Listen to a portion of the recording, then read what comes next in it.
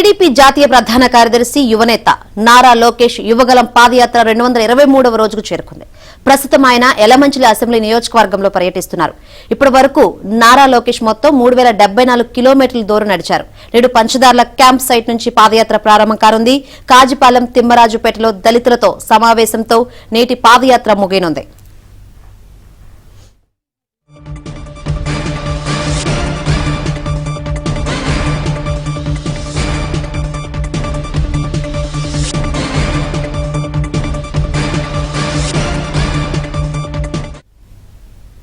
యువగలం పాదయాత్రకి సంబంధించి మరిన్ని అప్డేట్స్ మా కరెస్పాండెంట్ రామకృష్ణని అడిగి తెలుసుకుందాం. రామకృష్ణ, ఈ రోజు యువగలం పాదయాత్రకి సంబంధించి అప్డేట్స్ ఏంటి?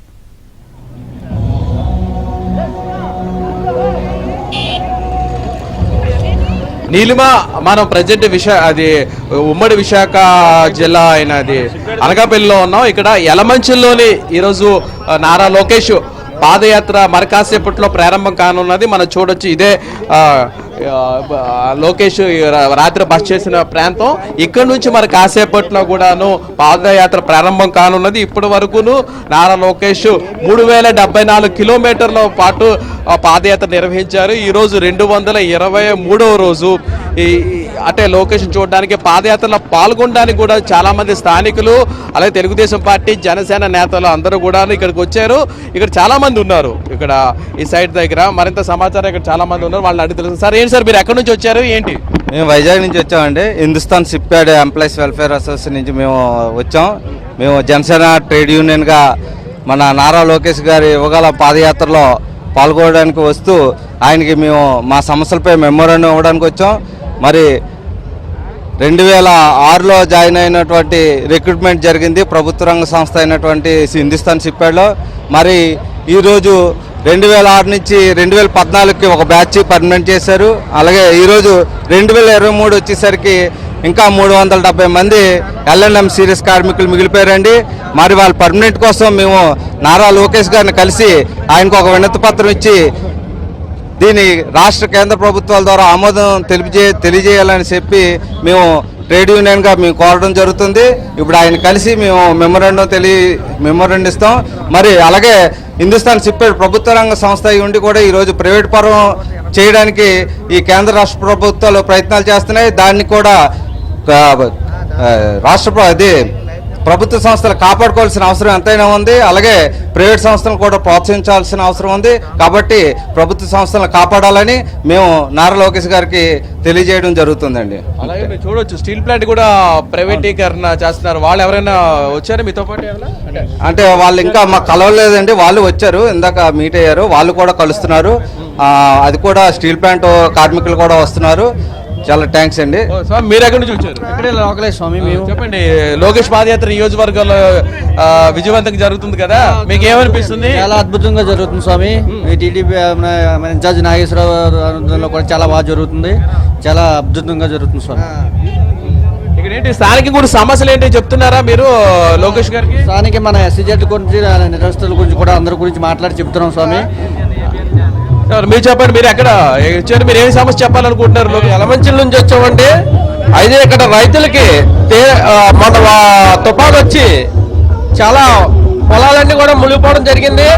వాటన్నింటినీ కూడా ఆ సమస్యల మీద నారా లోకేష్ గారిని కలిసి వినతిపత్రం కూడా అందజేసాం.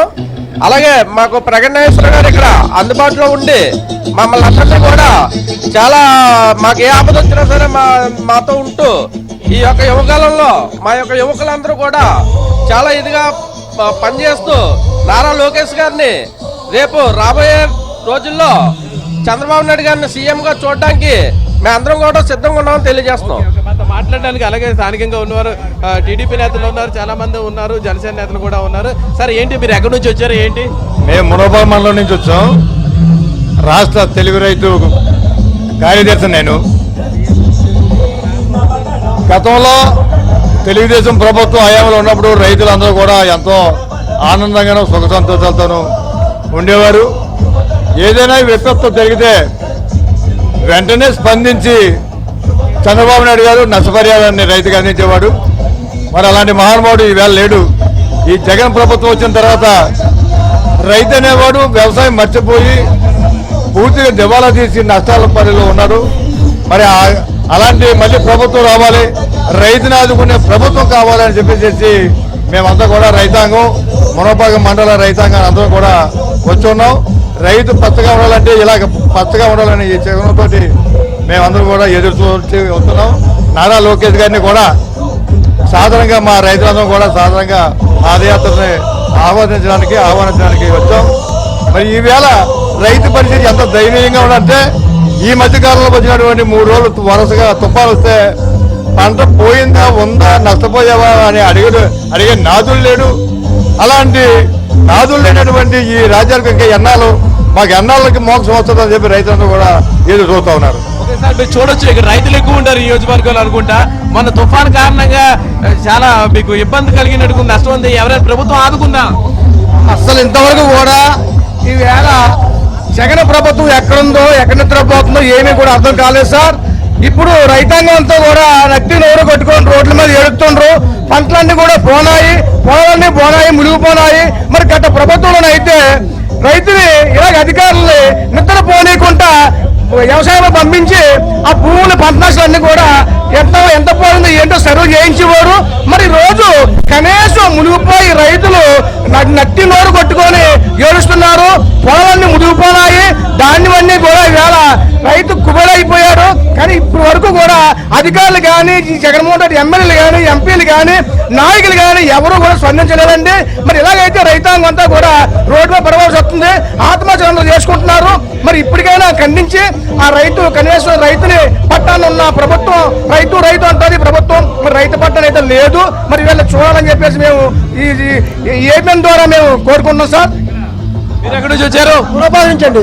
మాది అనకాపల్లి జిల్లా మునపా మండలం మునపా గ్రామ రైతు సంఘ కార్యదర్శిగా ఈవేళ నారా లోకేష్ గారి యువకాలంలో మేము అందరూ కూడా భాగస్వాములై ఆయనకి స్వాగతిస్తూ దారి పొడవునా అందరూ కూడా స్వాగతం పడడం సిద్ధంగా ఉన్నాం. మొన్న జరిగిన మిస్సాకు తుఫాను వల్ల రైతాంగం అంతా తీవ్ర స్థాయిలో నష్టపోయారు. గత ప్రభుత్వాలు ఉండేటప్పుడు అయితే తుఫాను ఉండగా తుఫాను పోయిన మరుసటి రోజే రెవెన్యూ అధికారి చేత రికార్డు నమోదు చేయించి ఆ పోయిన పంటలంతా సర్వే చేయించి నష్టపరిహారం ఇప్పించేవారు.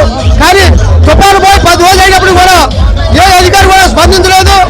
కానీ అలాంటిది ఇప్పటికైనా కొలు తెరిచి ఆ ప్రతి ఎకరా కూడా పోయిన ఎకరా ఒకటి 5,000 రూపాయలు చొప్పున మంజూరు చేయాలని మా మునపా గ్రామ రైతు సంఘం కార్యదర్శిగా నేను ఈ గుడి ప్రభుత్వాన్ని ప్రశ్నిస్తున్నాను. అలాగే మన తెలుగుదేశం పార్టీ వచ్చిన తర్వాత ఈ ప్రజలందరూ ఆదుకొని అందరికీ కూడా మేలు చేస్తారని కోరుకుంటూ ప్రజలందరూ కూడా చంద్రబాబు నాయుడు గారి ప్రభుత్వం కోసం ఎదురు చూస్తున్నారు. ఎప్పుడు ఎలక్షన్ వస్తుందా, ఎప్పుడు ఓట్లేద్దామా, ఎప్పుడు ఈ జగన్ ప్రభుత్వాన్ని పాల్గొని సుభిక్షమైన ప్రభుత్వాన్ని ఎన్నుకుందామా, చంద్రబాబు సీఎం చేద్దామని జనందరూ కూడా తాతాలు ఆడుతున్నారని ఈ సభాముఖంగా తెలియజేస్తున్నారు. మాతో మాట్లాడే కొంతమంది టీడీపీ నేతలు కూడా ఉన్నారు. సార్, యువగలం పాదయాత్ర ఈరోజు 3వ రోజు కదా, విజయవంతం కావాల్సింది ఏమనిపిస్తుంది ఇక్కడ? ఈ రోజు ఈ తెలుగుదేశం పార్టీ ఈ రోజే పదవి స్వీకారం